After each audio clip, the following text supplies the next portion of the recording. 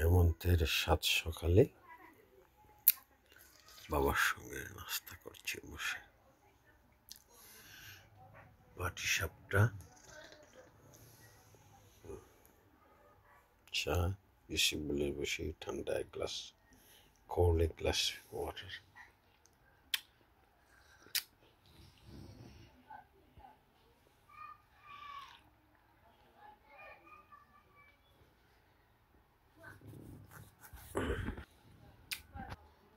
ঝলমল পৃথিবী বাইরে,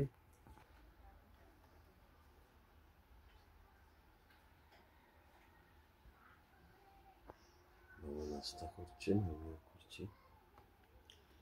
বাবার জন্য অপেক্ষা করলাম।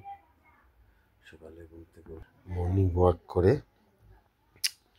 রবীন্দ্রনাথের রবি ঠাকুরের আমার ছেলেবেলা বইখানি পড়লাম, কয়েক পৃষ্ঠা পড়েছি। তারপর বাবা উঠলেন, চা নাস্তার ডাক পড়ল। এখন আমি এখন বাবা চা নাস্তা করতেছি। সকাল 8:30 বাজে। আব্বা এসে বলল বসে খাড়া, এই যে চা।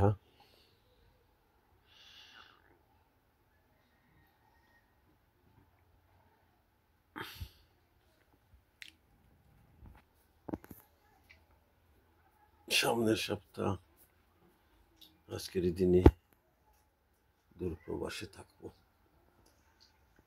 আত্মীয় স্বজনদের ছেড়ে, মা বাবাকে ছেড়ে, দেশ বাংলার রূপ সৌন্দর্যকে ত্যাগ করে। বা ঘুমিয়েছে নি রাত্রে? বালা ঘুমিয়েছে।